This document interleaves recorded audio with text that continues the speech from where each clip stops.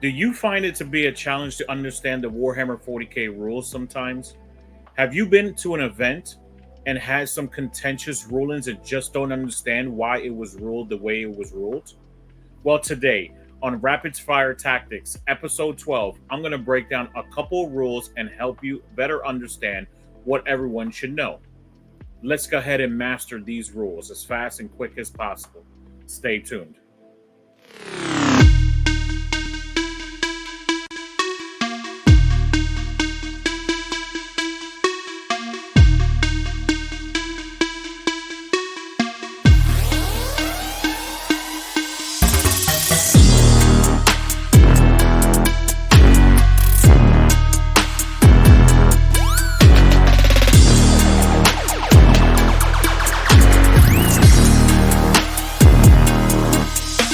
Welcome back, everyone, to Rapid Fire Tactics, and this is episode 12. Let's get started.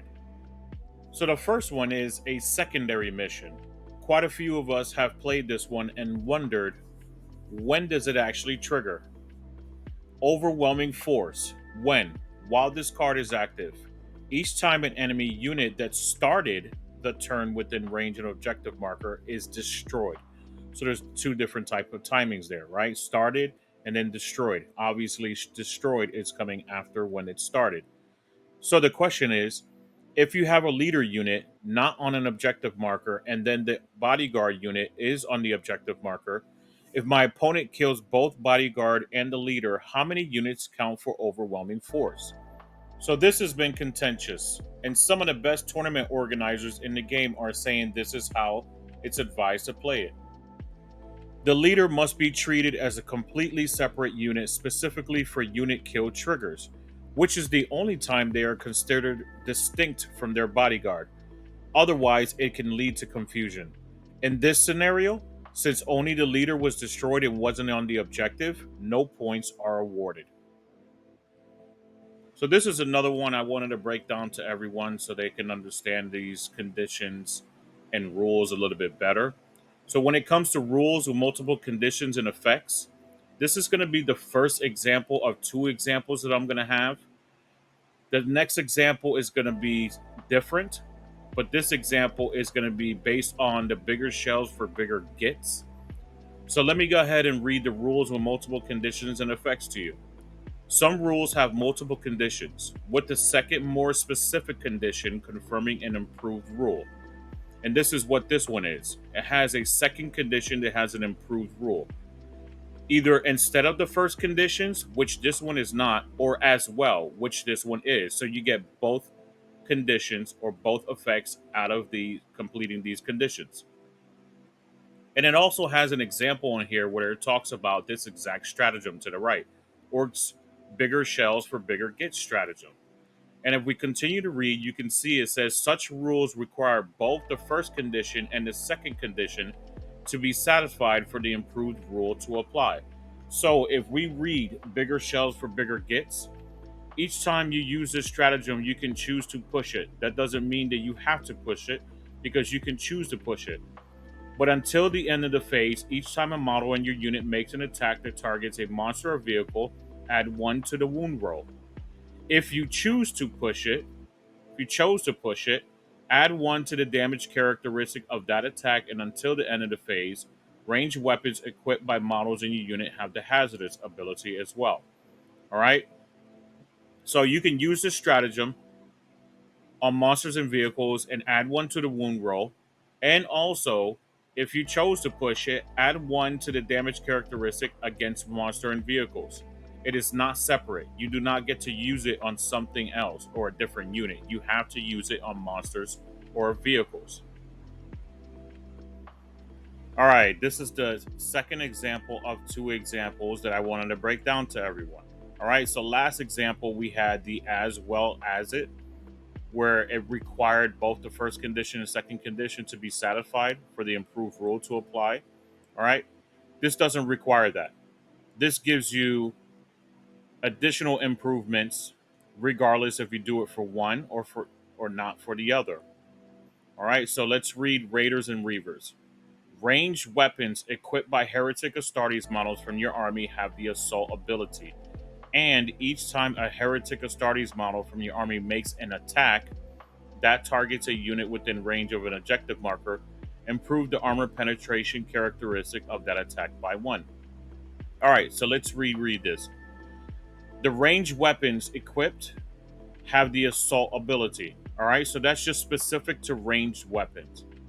But in addition to, each time a Heretic Astartes model from your army makes an attack, just an attack, it can be a melee attack. It targets a unit, you get +1 AP. All right, so you can use this and just have the armor penetration and melee portion of it without having to go through the ranged weapons equipped, turning into assault weapons.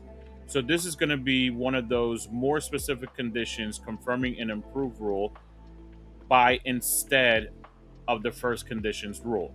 All right.